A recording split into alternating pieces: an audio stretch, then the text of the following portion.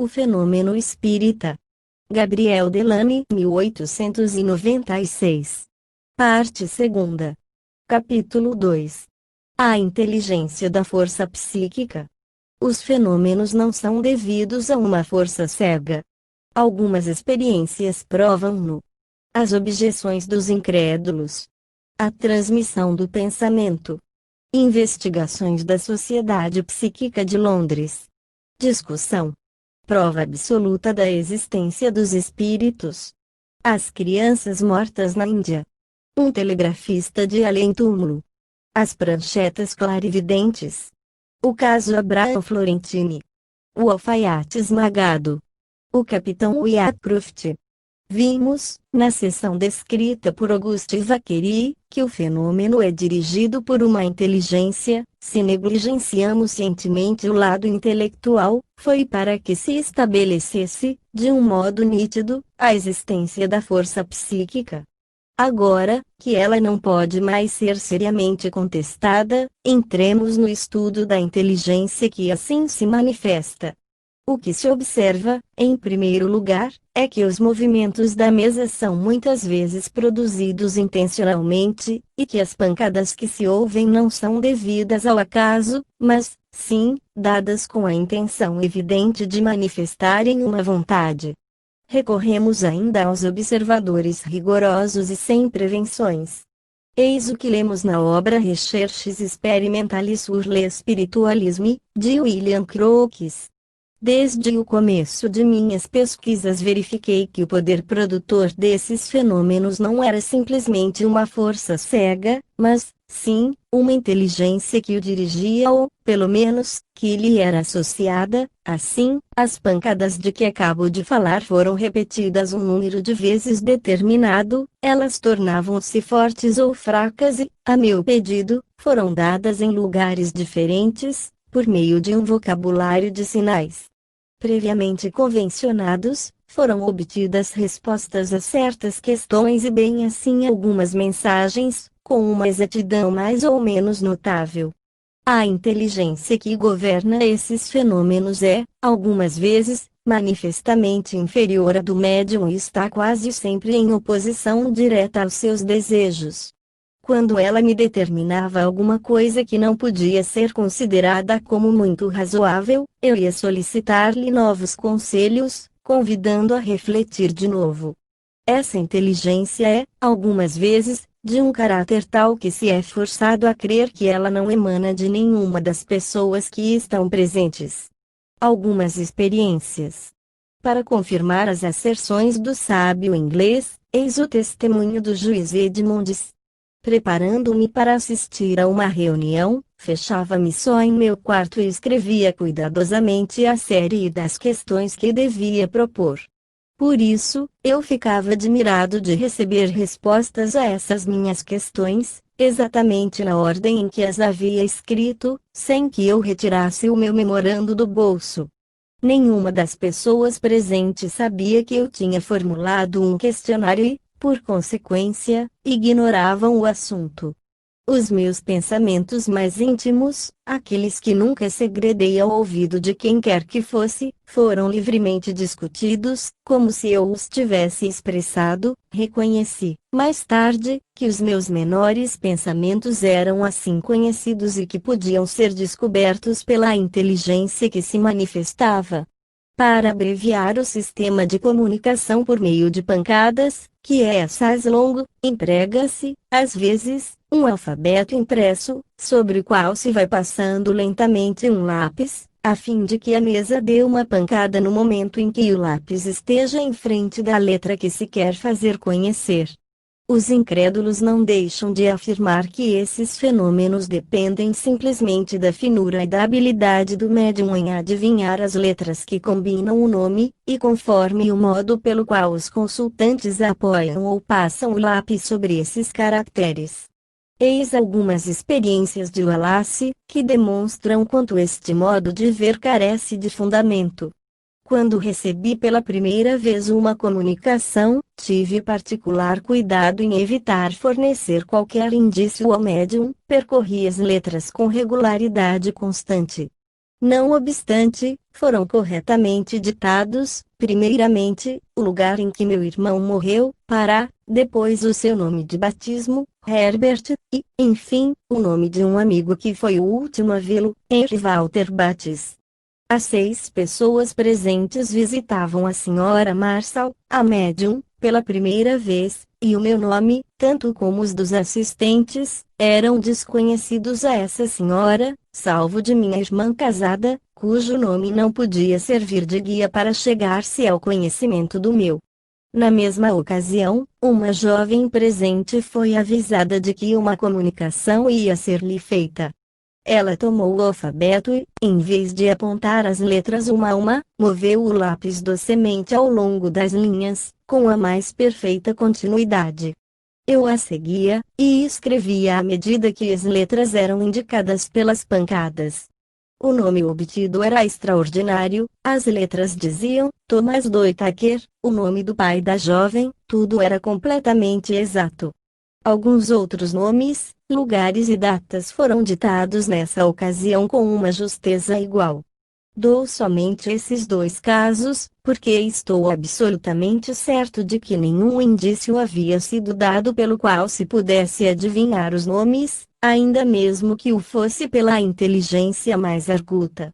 Em outra ocasião, eu acompanhava a casa da senhora Marshall, minha irmã e uma senhora que nunca tinha ido ali, e foi-nos dada a curiosíssima demonstração do absurdo que existe em imputar a decifração dos nomes à hesitação do consultante e à finura do médium. Essa senhora desejou que lhe fosse dado o nome de um amigo particular falecido, e apontou as letras do alfabeto, segundo o processo usual, enquanto eu as escrevia à proporção que eram indicadas. Os 3 primeiros caracteres foram YRN. Oh, disse a senhora, isto não tem sentido, temos obtido coisas melhores até hoje. Justamente nessa ocasião veio um e, refletindo comigo mesmo, percebi o que isso era. Se vos apraz, disse eu, continuai, eu compreendo isso.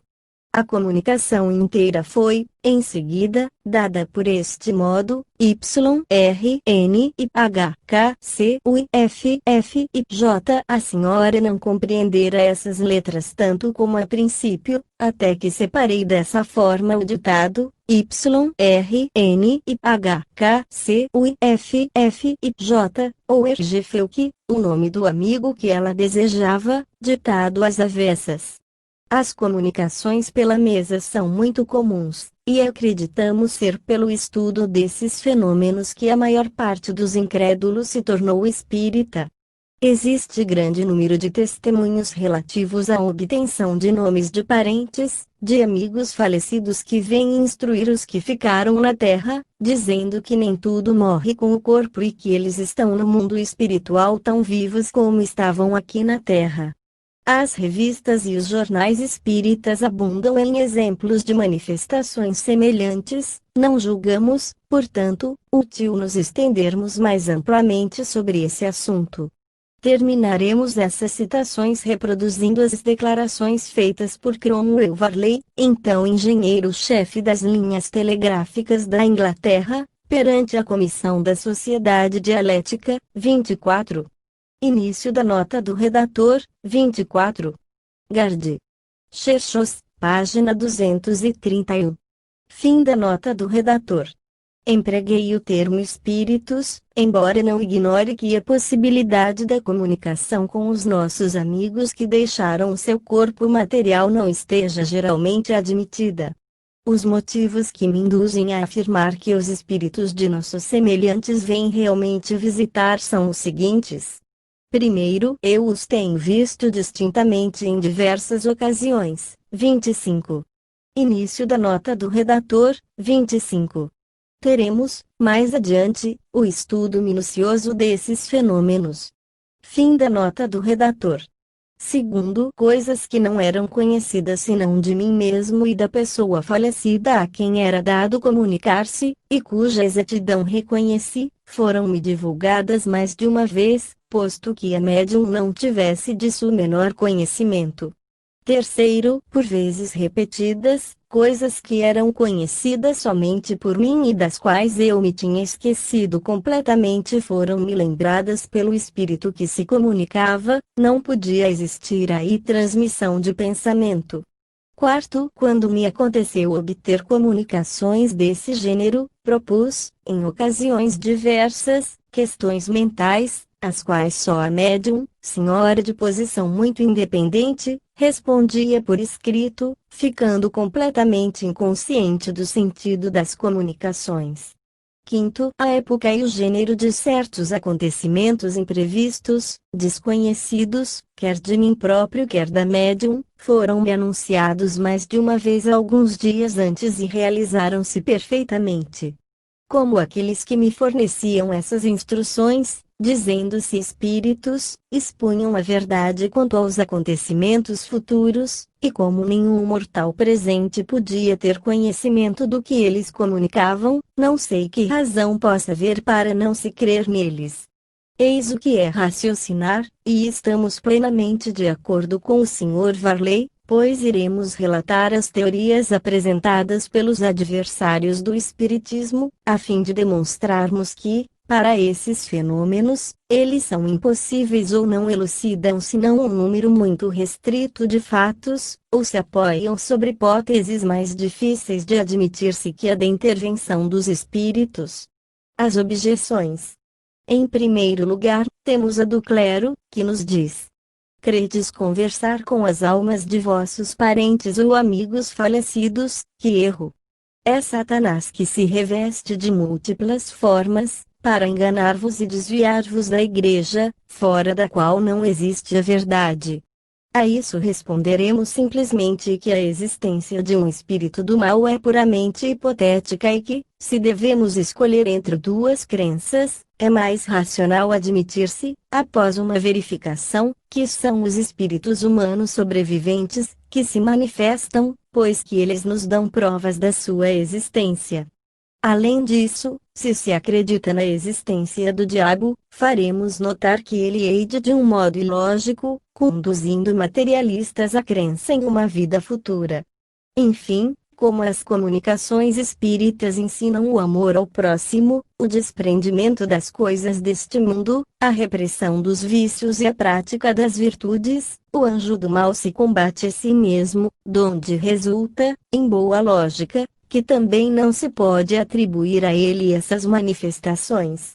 A transmissão do pensamento.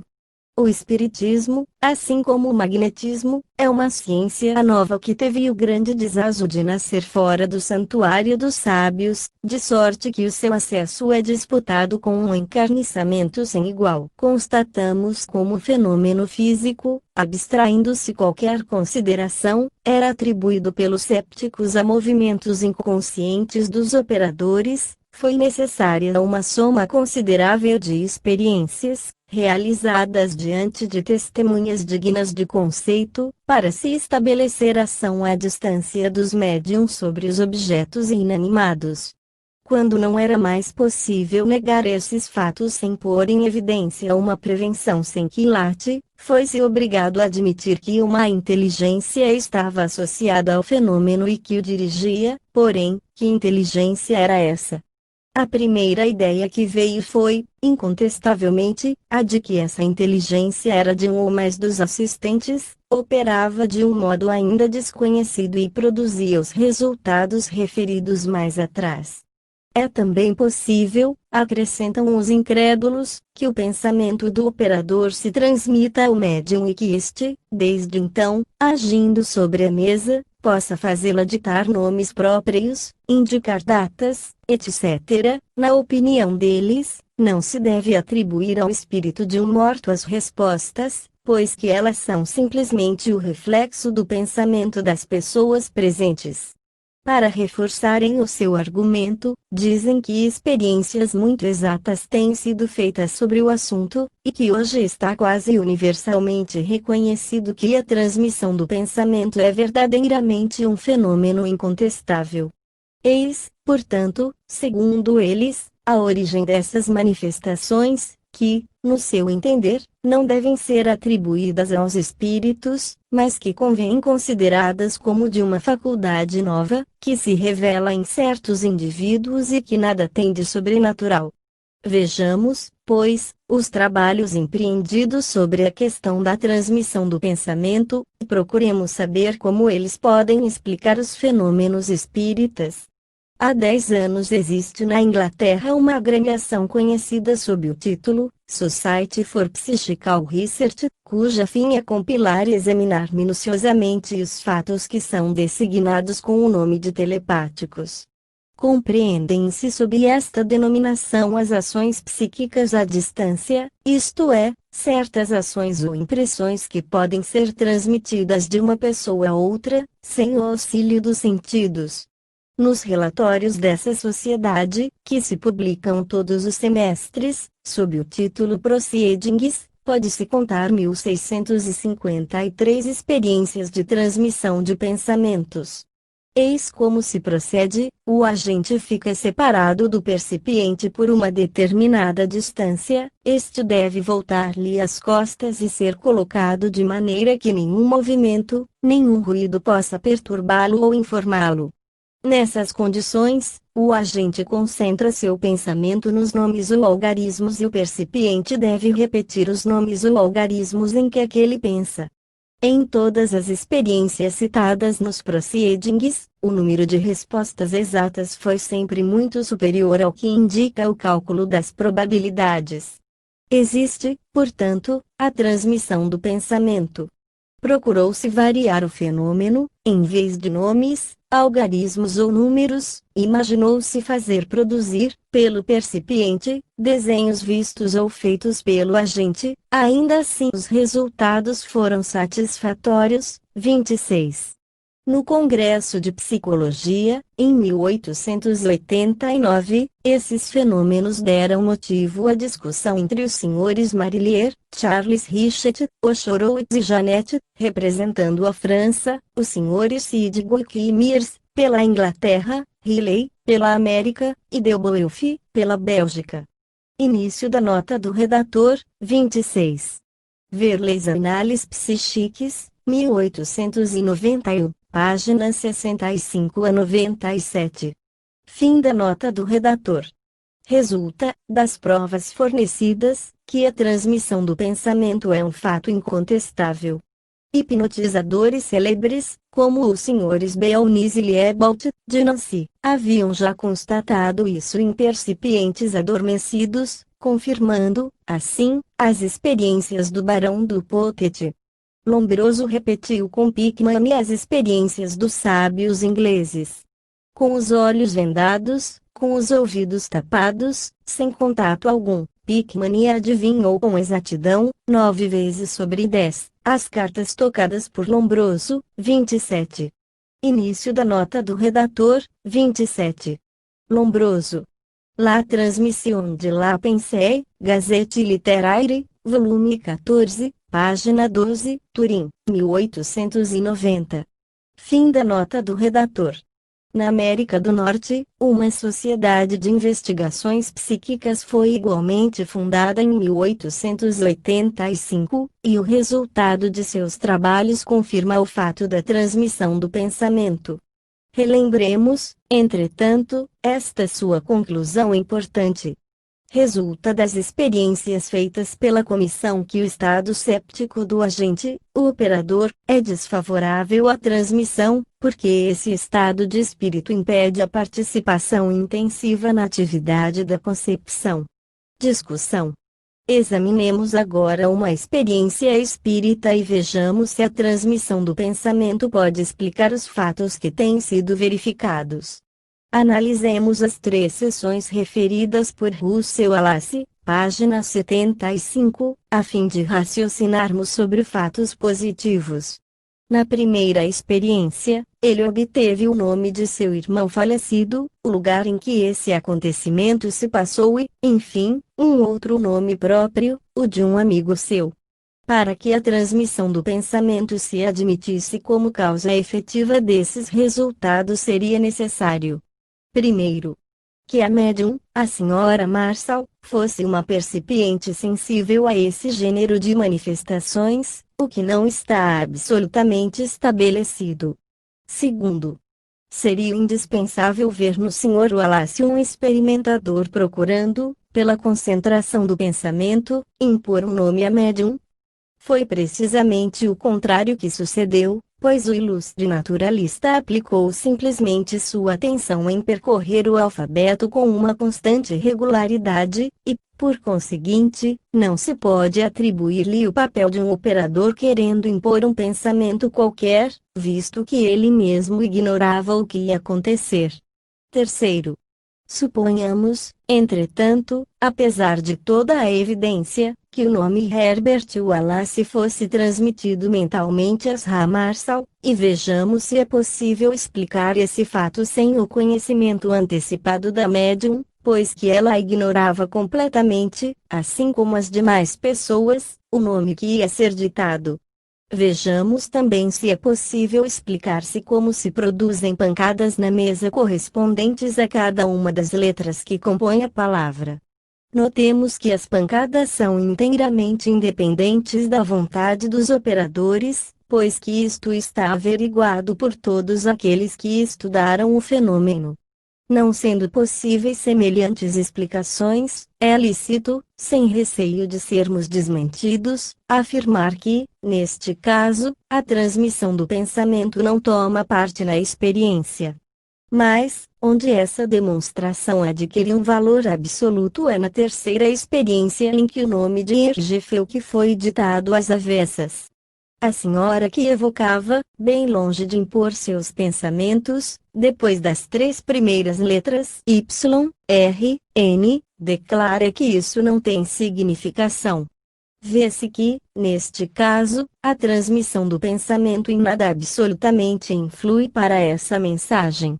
Poderíamos submeter ao mesmo raciocínio todas as experiências por nós mencionadas, e dessa análise resultaria a convicção de que é indispensável procurar outra causa para explicar o fenômeno, pois que a inteligência que se manifesta não emana dos operadores, visto declarar ser aquela cujo nome apresenta. Não há, portanto, motivo para que se negue a existência dos seres ultraterrenos. Além disso, ainda não apresentamos todos os fatos, apenas mencionamos alguns pelos quais se pode reconhecer a sua realidade. De agora em diante, o grande número de provas da existência dos espíritos vai se revestindo de um caráter cada vez mais evidente, e nenhuma negação será capaz de combater a evidência da sua intervenção nesses fenômenos. Prova absoluta da existência dos espíritos. A fim de não restar dúvida alguma de que os espíritos são os autores das manifestações espíritas, vamos apresentar outras provas nas quais se reconhecerá ser impossível que a inteligência que se manifesta seja dos assistentes. Se as mensagens recebidas pela mesa não são reflexos do pensamento dos assistentes, se essas comunicações relatam acontecimentos reais, absolutamente desconhecidos dos operadores, será indispensável admitir que esses ditados provêm das inteligências desencarnadas que, voluntariamente, se manifestam, pois que é possível verificar as suas afirmações e analisar a sua identidade. Poderíamos, ainda, fornecer um número considerável de exemplos, mas a nossa tarefa não permite que nos estendamos longamente sobre esses fatos, porque temos outros a estudar. Limitar-nos-emos a escolher experiências feitas por observadores competentes, que tomaram todas as precauções necessárias para produzir um testemunho ao abrigo de qualquer crítica. Passamos a transcrever os seguintes trechos do Spirit Identity, livro do Sr. Osho, eminente professor de Oxford. As crianças mortas na Índia.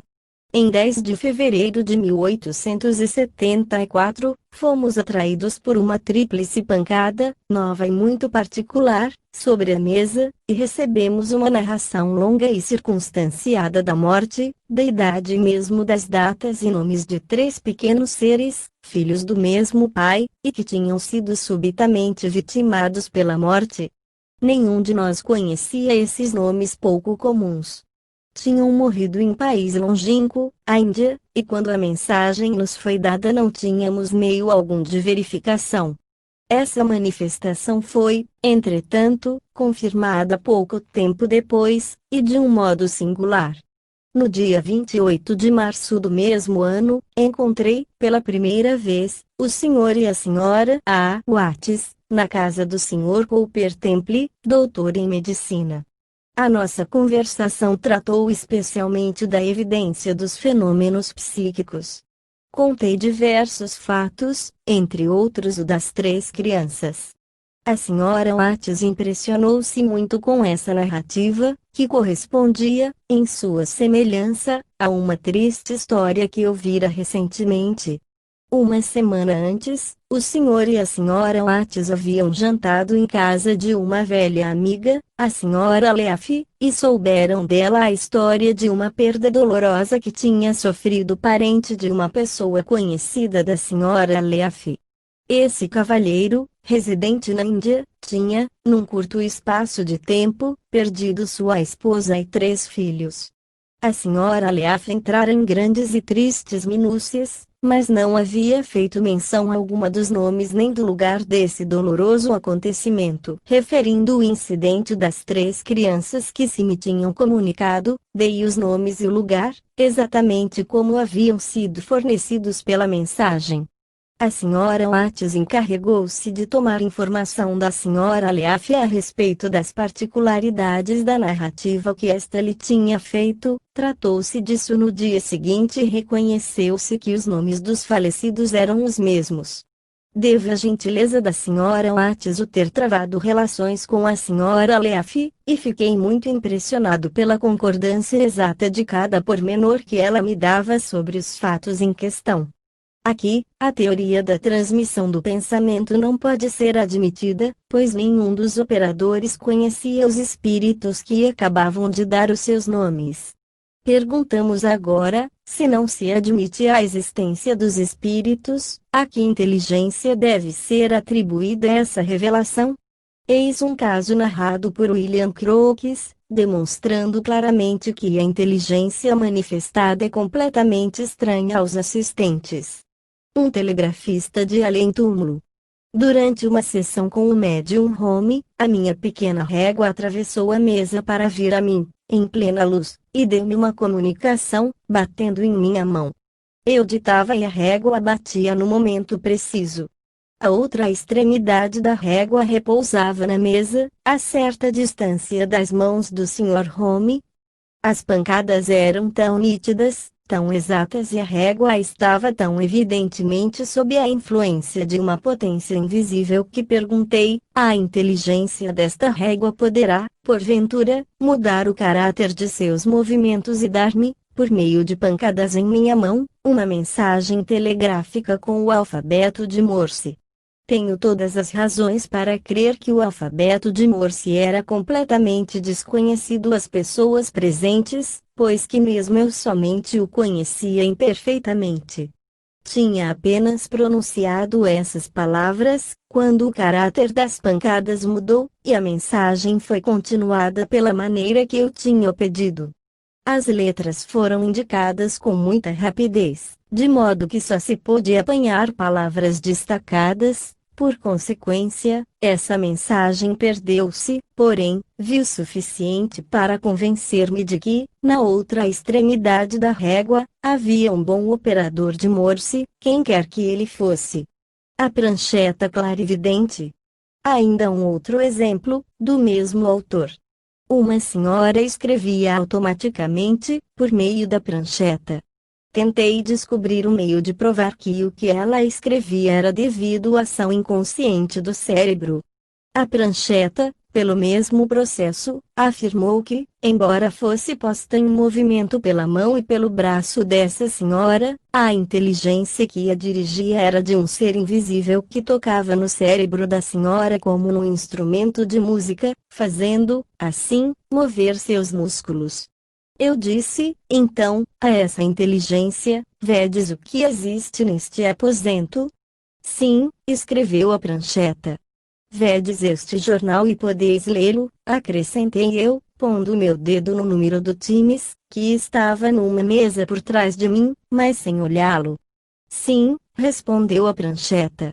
Bom, disse eu, se podeis vê-lo, escrevei a palavra que está neste momento coberta pelo meu dedo, e eu crerei em vós. A prancheta começou a mover-se lentamente, e com muita dificuldade escreveu a palavra honor. Voltei e me vi que a palavra honor estava coberta pela extremidade de meu dedo. Quando fiz essa experiência, evitei olhar o jornal, e era impossível a senhora, embora o tentasse, ver uma única das palavras impressas, porque ela estava sentada em uma mesa, o jornal estava em outra mesa por trás de mim e o meu corpo ocultava-lhe a vista. Esse fato demonstra ainda que, quando se analisarem um pouco mais as objeções feitas pelos incrédulos aos fenômenos espíritas, ficar-se-á surpreso da pouca consistência que elas apresentam. A transmissão do pensamento, que é o cavalo de batalha dos contraditores, é invocada muitas vezes para explicar a resposta que o médium dá a uma questão mental. Um pouco de reflexão basta para fazer compreender quanto essa hipótese é pouco fundada. É bem evidente que ela não explica todos os fenômenos, porque, quando a comunicação revela acontecimentos completamente desconhecidos dos assistentes, não se pode atribuir isso a uma transmissão qualquer do pensamento. Já vimos o caso das crianças mortas na Índia, referido pelo Sr. Oshon, fato esse completamente original. Eis um segundo, igualmente verificado pelo mesmo autor. O caso Abraham Florentini. O Sr. Oshon, 28, residindo em Samklin, ilha de Whidbey, no mês de agosto de 1874, tinha organizado, com o Dr. Spur e sua esposa, sessões bastante regulares. Um espírito veio em certa ocasião comunicar-se sob o nome de Abraham Florentini. A mesa que servia nas experiências parecia estar, diz o narrador, em estado de verdadeira superexcitação, seus pés batiam com violência, de sorte que o processo da conversação diferia daquele que anteriormente se empregava, por meio de pancadas na madeira. Esse espírito declarou ter falecido em Brooklyn, New York, em 5 de agosto de 1874, com a idade de 83 anos, 1 mês e 17 dias, e ter tomado parte na Guerra de 1812. Início da nota do redator, 28. Oshon é o pseudônimo do reverendo Stainton Moses, professor da Universidade de Oxford. Fim da nota do redator. O Sr. P. Sargent, a quem foi comunicado esse incidente, enviou ao Banner of Light, que, no dia 12 de dezembro, perguntou se alguém poderia fornecer informações sobre esse assunto. Apenas tinha aparecido esse número do jornal, quando o editor recebeu do Sr. Wilson Millar, de Washington, o aviso de que o nome de Abraham Florentini existia na lista dos soldados que, em 1812, tinham reclamações a fazer, e que, se alguém se dirigisse à secretaria do ajudante-general do estado de New York, poderia obter mais amplas informações. Escrevendo-se sobre o assunto ao ajudante-general, recebeu-se dele a seguinte resposta: Estado de New York. Quartel-General. Repartição de ajudante-general. Albany, 25 de janeiro de 1875. Em resposta à vossa missiva de 22 de janeiro, venho dar-vos as informações seguintes, extraídas dos arquivos desta repartição. Abraham Florentini, simples soldado da companhia do capitão Nicole, no 1º Regimento da Milícia de New York, cujo comandante era o coronel Dodge, alistou-se no dia 3 de setembro de 1812, pouco mais ou menos, e, depois de ter servido durante 3 meses, obteve uma baixa honrosa. Fez-se-lhe uma concessão do terreno número 63.365. Este último detalhe foi extraído das declarações feitas, sob juramento, pelo soldado, e não dos registros oficiais. Saúdo-vos. Franklin Townsend, Ajudante-General. Tendo sido publicada esta nota, o Dr. Crowell, que conhecia o Sr. Oshon, teve a gentileza de dar os passos necessários a fim de obter pormenores suplementares. Consultando o indicador de Brooklyn, encontrou aí o nome de Abraham Florentine, domiciliado no número 119, Rua Kosciuszko, e, dirigindo-se a esse lugar, foi recebido pela senhora Florentine, que, sobre as questões propostas, disse que seu marido tinha falecido em 5 de agosto passado e que, se fosse vivo, teria 83 anos em 8 de junho. Que, em vida, tinha bom comportamento, que durante cerca de 1 ano tinha guardado o leito e que muito sofrera. Tudo o que tinha sido dito pelo médium era, portanto, rigorosamente exato, à exceção do único detalhe no qual a senhora Florentine dava a seu marido 83 anos, 1 mês e 27 dias, enquanto que o espírito dizia ter tido menos 10 dias de existência. Mas esta pequena diferença em nada afeta o resultado das outras informações, perfeitamente confirmadas. Eis as conclusões do Sr. Oshon quanto a esse fato e a importância que lhe atribui. No que me diz pessoalmente respeito, senti-me muito feliz em ver minhas investigações coroadas de êxito. Jamais pus em dúvida que chegássemos a esclarecer o assunto, como tantas vezes tínhamos feito em outras ocasiões. Porém, para mim, o principal foi poder constatar a justeza das deduções que tinha tirado da maneira insólita pela qual essa comunicação havia sido feita. A veemência das pancadas, o modo de correspondência empregado, que, para nós, era inteiramente novo, a seriedade incontestável do espírito e a obstinação que ele mostrava em comunicar-se eram ainda mais notáveis. Há no caráter da prova singularmente significativa que obtivemos nessa ocasião uma demonstração tão evidente da volta daqueles que nos deixaram, que ela não poderia deixar de fornecer matérias mais sérias reflexões. Um fato positivo é que ninguém dentre nós tinha ouvido falar de Abraham Florentine, não tínhamos amigos na América do Norte encarregados de dar as notícias do que se passava lá e, mesmo que os tivéssemos, eles certamente não falariam de uma circunstância que em nada nos interessava. Terminando, afirmo de novo, no interesse da verdade, que o nome, tanto como os fatos, era inteiramente desconhecido de nós três. Não existe teoria, fora do espiritismo, que possa explicar tais fenômenos, eles são a prova absoluta da imortalidade da alma e das comunicações daqueles aos quais se teima em chamar mortos, mas que continuam a viver. A Inglaterra não teve o monopólio desses fatos bem constatados. Em 11 de janeiro de 1883, o Neuspiritualistische Blatter, de Berlim, publicava o artigo seguinte, narrando um fenômeno tão autêntico quanto o precedente. 29. Início da nota do redator. 29. Garde.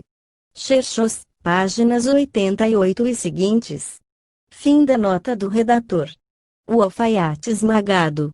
Devemos ao senhor conselheiro S., de quem recebemos recentemente a visita, a interessante narrativa que ele teve a gentileza de fazer-nos, e consideramo-nos felizes em pô-la sob os olhos de nossos leitores. Eles encontrarão aí uma prova de identidade que, em razão da sua simplicidade, da sua clareza e dos testemunhos nos quais se apoia, pode ser considerada como uma das melhores demonstrações que se tem obtido na Alemanha, a respeito da possibilidade das comunicações diretas com os espíritos.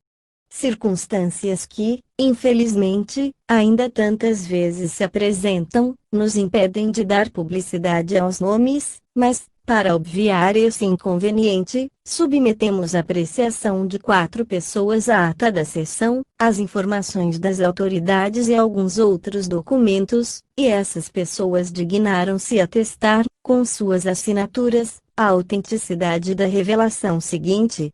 Na pequena cidade de G., Três senhores sentaram-se, na noite de 3 de agosto de 1882, em volta de uma mesa, para verem se obtinham os fenômenos de deslocamento ou de pancadas. Estiveram à espera muito tempo, de repente, a mesa pôs-se em movimento, e compreendeu-se, depois de perguntas, que espíritos desejavam manifestar-se, entabulou-se, então, a seguinte conversação, por meio do alfabeto.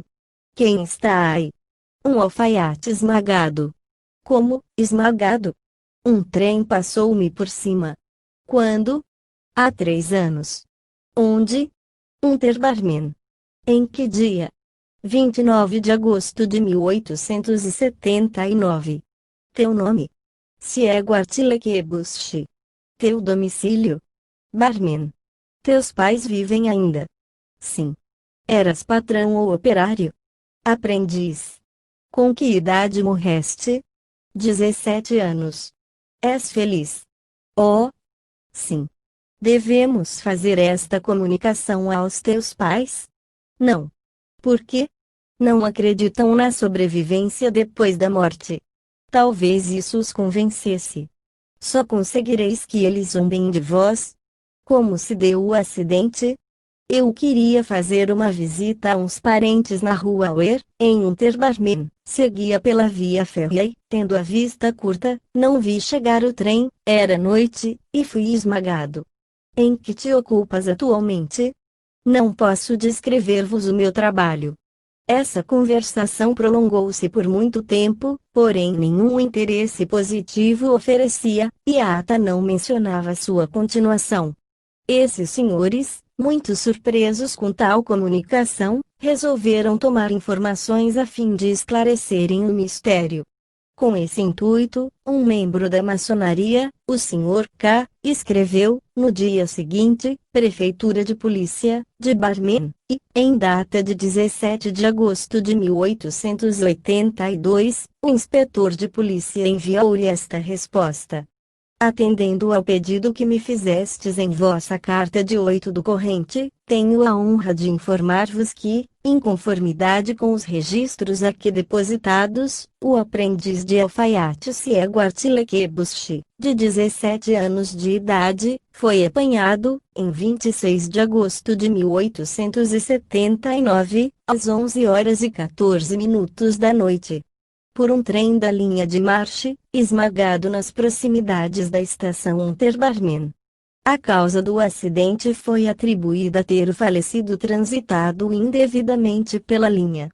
As informações oficiais coincidiam, portanto, perfeitamente com a comunicação que nos tinha sido feita, restava ainda um ponto a verificar, isto é, a existência da rua Auer.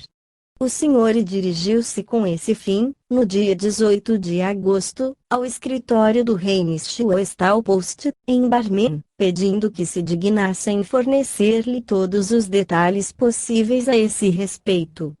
A resposta foi: nada mais podemos acrescentar ao que declaramos em 28 de agosto de 1879, a não ser que existe em Unterbarmen a rua Auer. Este fato, como os precedentes, reúne todas as circunstâncias necessárias para demonstrar a existência dos espíritos, porque nenhum desses senhores conhecia Unterbarmen. Eles ignoravam, por conseguinte, e com mais forte razão, que houvesse uma rua chamada Auer, sobretudo, que tinha sido, 3 anos antes, esmagado um aprendiz de alfaiate. A diminuta diferença de dias que existe entre a data indicada pelo espírito, como época da morte, e a que lhe é atribuída pelo documento da mairia, em nada destrói o valor desse fato como a prova da sobrevivência da alma. O mesmo jornal continua: desejando o Sr. S. que os fatos fossem aqui incertos e que não se publicassem os nomes das pessoas que tomaram parte nessa sessão, nós, abaixo assinados, sob garantia da redação do Neo Spiritualistes Schiblater, depois de termos examinado, quer a ata que designa o nome das testemunhas e das localidades, quer os documentos oficiais, atestamos com as nossas assinaturas a exatidão da narrativa supra. A. W. Selim, Ludo, Tischer. Caro Bauman, C.E. Nassler. Essa narrativa mostra que não é preciso ser-se um sábio para fazer constatações científicas. Esse documento tem um grande valor, não só porque a ata da sessão foi imediatamente lavrada, mas também porque as afirmações do espírito foram reconhecidas verdadeiras por um documento oficial, e porque investigadores verificaram a existência de uma cidade, nessa cidade, uma rua com o nome indicado pelo espírito. Convidamos os investigadores a procederem sempre assim, porque dessa forma amontoam-se documentos para o futuro, e cada um concorre com a sua pedra para o edifício da ciência do porvir. Terminaremos estas citações pelo fato seguinte, referido pelo Sr. Robert Dale Owen, em seu livro intitulado, Forty Falls on the Boundary of Another World. O capitão Wycroft. Na noite de 14 para 15 de novembro de 1857, a esposa do capitão G. Wycroft, residente em Cambridge, sonhou que via seu marido, então na Índia.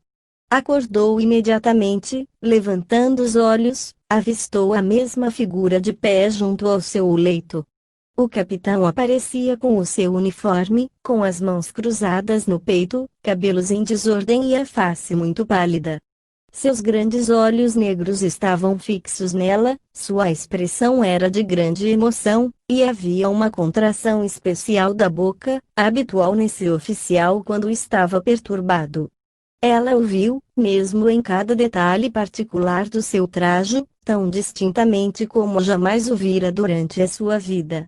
A figura parecia estar inclinada para a frente, como se sofresse, e parecia fazer um esforço para falar, mas nenhum som se ouviu. Esteve visível por algum tempo e, em seguida, desapareceu. A senhora Wycroft não pôde mais adormecer nessa noite. No dia seguinte, contou tudo à sua mãe, externando a sua crença de que o capitão tinha sido morto ou ferido.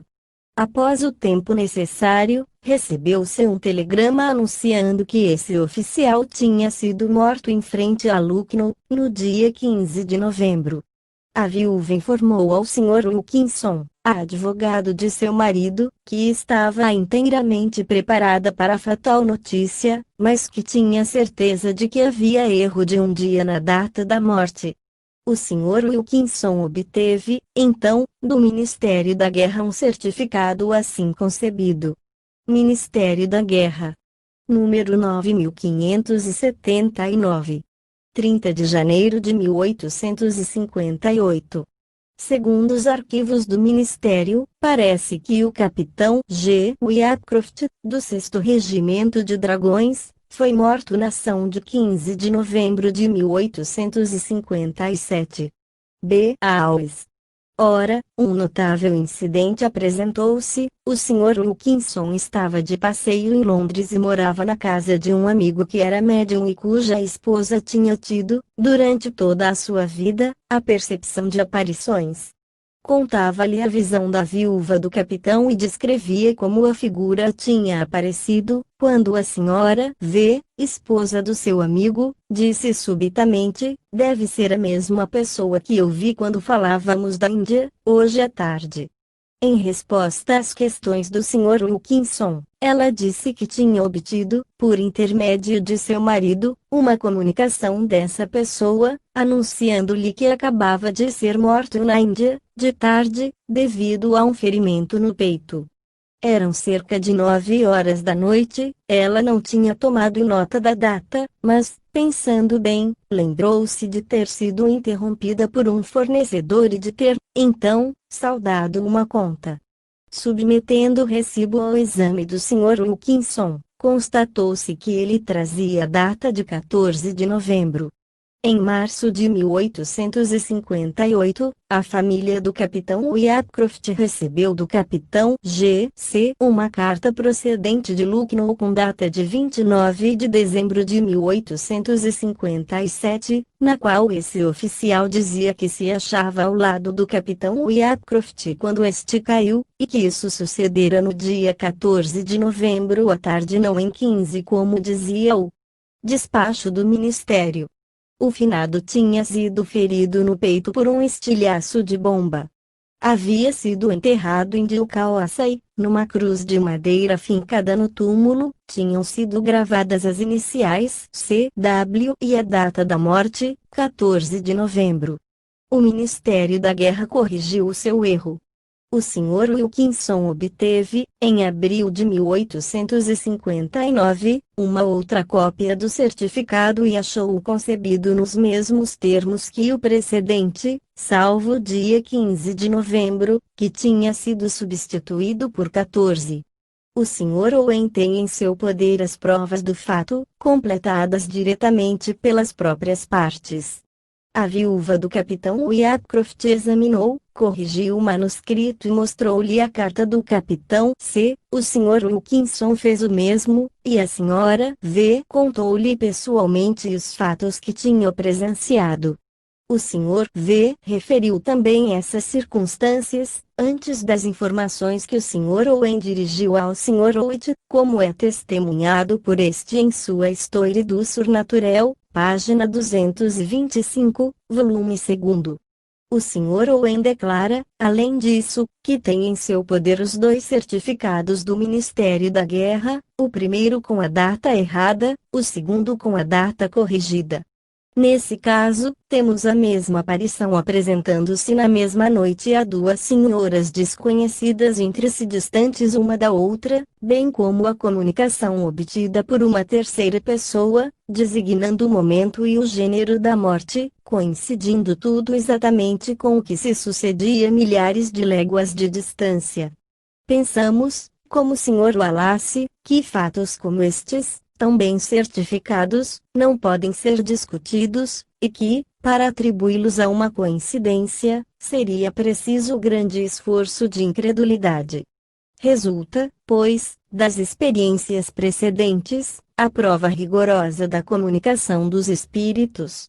Averiguamos também que a transmissão do pensamento não pode ser invocada nessas experiências e que somente a doutrina espírita oferece uma solução simples e racional, atribuindo essas comunicações às almas desencarnadas. Vamos ver como se pode chegar aos mesmos resultados, seguindo outros caminhos.